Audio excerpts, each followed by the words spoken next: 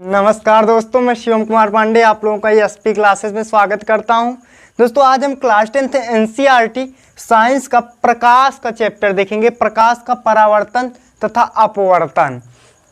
तो आज प्रकाश का परावर्तन तथा अपवर्तन है, तो केवल आज हम प्रकाश का परावर्तन पढ़ेंगे, अपवर्तन अगली वीडियो में देखेंगे। तो आइए सबसे पहले हम देखते हैं प्रकाश क्या है, प्रकाश होता क्या है। तो प्रकाश उजाले को कहते हैं। और प्रकाश क्या है, तो प्रकाश एक प्रकार की ऊर्जा है। बात आती है प्रकाश की परिभाषा की, तो प्रकाश एक प्रकार की ऊर्जा है जिसकी सहायता से हमें वस्तु दिखाई देती है। अर्थात प्रकाश एक प्रकार की ऊर्जा है जिसकी सहायता से हमें वस्तु दिखाई देती है। बात यह आती है कि प्रकाश हमें दिखाई देता है या नहीं, तो प्रकाश दिखाई नहीं देता, जबकि प्रकाश के माध्यम से हमें वस्तु दिखाई देती है। तो प्रकाश की परिभाषा क्या हुई कि प्रकाश एक प्रकार की ऊर्जा है जिसकी सहायता से हमें वस्तु दिखाई देती है। उसके बाद आता है दीप्त प्रकाश किरण।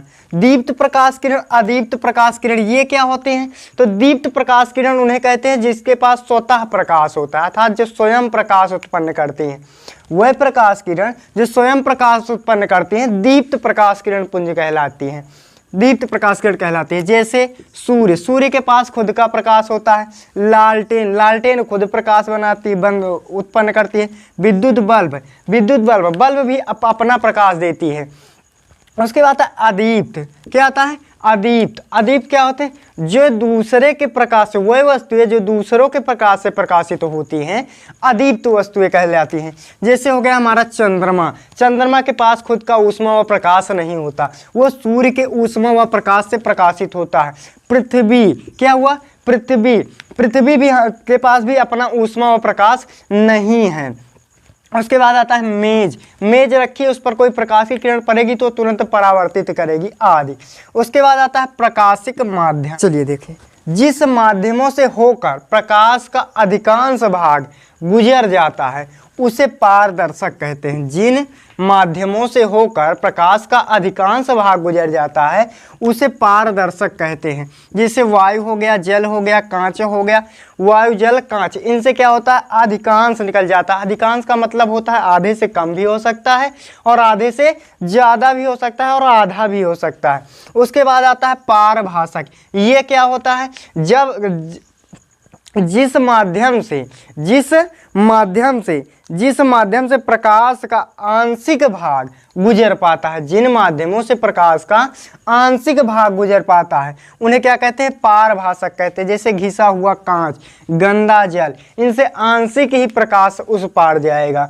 उसके बाद आता है अपारदर्शक। तो अपारदर्शक किसे कहते हैं? जिससे प्रकाश की किरण आर पार ना जा सके। जैसे ये बुक है, अब इधर अगर कोई प्रकाश की किरण आप भेजोगे इधर से तो इस पार नहीं निकलेगी। इधर आप प्रकाश की किरण भेजोगे, जैसे ये बोर्ड है, इसके उस पार प्रकाश की किरण नहीं जाएगी। क्यों? क्योंकि ये ठोस माध्यम है। तो यहाँ पर हम कह सकते हैं ठोस माध्यमों से प्रकाश का उस पार नहीं जा सकती, प्रकाश उस पार नहीं निकल सकती। उसके बाद आता है प्रकाश किरण पुंज। प्रकाश किरण पुंज, ये भी तीन प्रकार के होते हैं, अभिसारी, अपसारी और समांतर। तो आइए देखते हैं एक एक। अभिसारी किसे कहते हैं? तो अभिसारी किसे कहते हैं?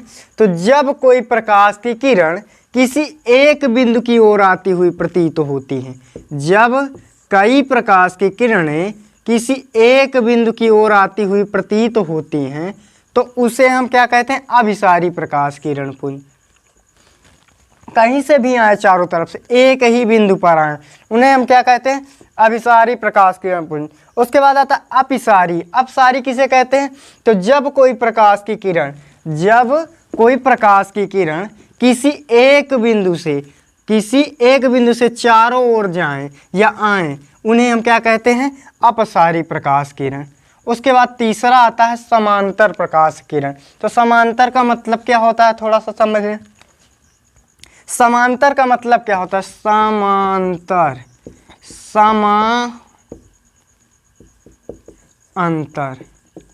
समांतर का मतलब होता है समान अंतर, यानी दो किरणों के बीच में समान अंतर होना चाहिए।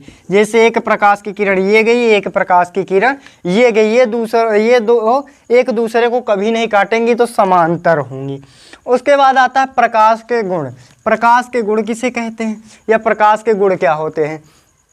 तो प्रकाश विद्युत चुंबकीय तरंगों के रूप में चलता है। निर्वात में प्रकाश की चाल 3 × 10⁸ मीटर पर सेकेंड होती है।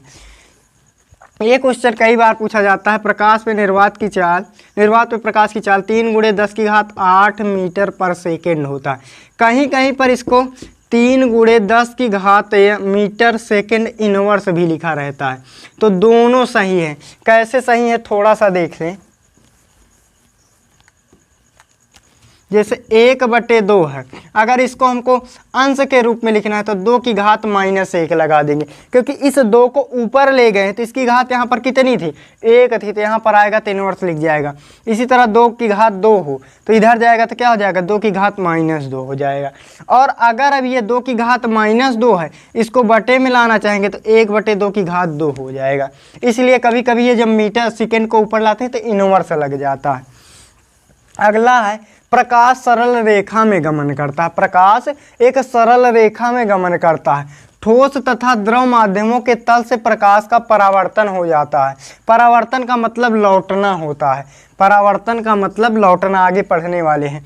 प्रकाश जो है वो अनुप्रास्त तरंगे है। तरंगे 2 प्रकार की होती है, एक अनुप्रास्त होती है और एक अनुदैर्ध्य होती है। तो अनुप्रास्त किसे कहते हैं? तो अनुप्रास्त प्रकाश को कहते हैं। और अनुदैर्ध्य किसे कहते हैं? तो ध्वनि को कहते हैं। आइए अब हम देखते हैं प्रकाश का परावर्तन। तो प्रकाश का परावर्तन देखने के लिए थोड़ा सा आप स्क्रीनशॉट लेना चाहें तो ले सकते हैं। तो आइए देखते हैं प्रकाश का परावर्तन।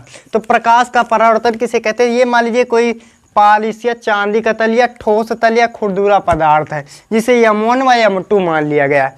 तो प्रकाश के परावर्तन की परिभाषा होती है जब कोई प्रकाश की किरण, मान लीजिए सूर्य की प्रकाश की किरण हो सकती है, कोई भी प्रकाश की किरण हो सकती है, जब कोई प्रकाश की किरण किसी ठोस व चिकने तल पर पड़ती है या गिरती है। जब कोई प्रकाश की किरण किसी ठोस व चिकने तल पर पड़ती है, पड़ने के पश्चात मतलब बाद प्रकाश की किरण का अधिकांश भाग उसी दिशा में लौट जाता है, जबकि कुछ भाग दूसरी दिशा में परावर्तित हो जाता है। इस घटना को प्रकाश का परावर्तन कहते हैं। ये वाली किरण का नाम होता है आपतित किरण और इसका नाम होता है परावर्तित किरण। फिर से एक बार परिभाषा सुने। जब कोई प्रकाश की किरण किसी ठोस व चिकने तल पर पड़ती है तो पड़ने के पश्चात प्रकाश की किरण का अधिकांश भाग उसी दिशा में लौट जाता है, जबकि कुछ भाग दूसरी दिशा में परावर्तित हो जाता है। इस घटना को प्रकाश का परावर्तन कहते हैं। आइए देखते हैं इस वाले बिंदु का नाम क्या होता है। इस वाले बिंदु का नाम होता है आपतन बिंदु। क्या नाम होता है? आपतन बिंदु। क्या नाम होता है? आपतन बिंदु। जहाँ पर प्रकाश की किरण, आपतित प्रकाश की किरण गिरती है या पड़ती है, उस बिंदु को आपतन बिंदु कहते हैं। और आपतन बिंदु से हम लंब या अभिलंब ले सकते हैं। तो यहाँ से हम एक अभिलंब लेंगे, अभिलंब, और ये जो कोण अभिलंब, आपतित किरण आपतन अभिलंब के साथ जो कोण बनाती है उसे I कहते हैं, और परावर्तित किरण अभिलंब के साथ जो कोण बनाती है उसे R कहते हैं। इसे I और R ही क्यों कहते हैं? तो इसका इंग्लिश का शॉर्ट सांकेतिक भाषा निकाला गया है। इसे कहते हैं इंडेक्स एंगल और इसे कहते हैं रिफ्लेक्स एंगल, इसलिए I और R। इसका नाम होता है आपतन कोण, आपतन कोण, और इसका नाम होता है परावर्तन कोण। तो जब कोई प्रकाश की किरण किसी ठोस और चिकने तल पर पड़ती है या गिरती है तो पड़ने के पश्चात प्रकाश की किरण का अधिकांश भाग उसी दिशा में लौट जाता है, जबकि कुछ भाग दूसरी दिशा में परावर्तित हो जाता है। इस घटना को प्रकाश का परावर्तन कहते हैं। आई जो होता है ये आपतित किरण अभिलंब के साथ जो कोण बनाती है इसे आपतन कोण, परावर्तित किरण अभिलंब के साथ जो कोण बनाती है इसे परावर्तन कोण। इसे आई से और इसे आर से प्रदर्शित करते हैं। परावर्तन के नियम, इसके नियम देखें, इसके नियम कितने हैं? तो 2 हैं। पहला क्या कहता है? आपतित किरण कम परावर्तित किरण तथा आपतन बिंदु पर खींचा गया अभिलंब तीनों एक ही बिंदु पर होता है। तीनों कहाँ हैं? एक ही बिंदु पर हैं। दूसरा क्या होता है? आपतन कोण, आपतन कोण जिसे आई से लिखते हैं, बराबर होता है परावर्तन कोण, जिसे आर से लिखते हैं। आज बादलों ने फिर साजिश की, जहां मेरा घर था वहीं बारिश की। अगर पलकों को जिद है बिजलियां गिराने की, तो हमें भी जिद है वहीं पर आसिया बनाने की।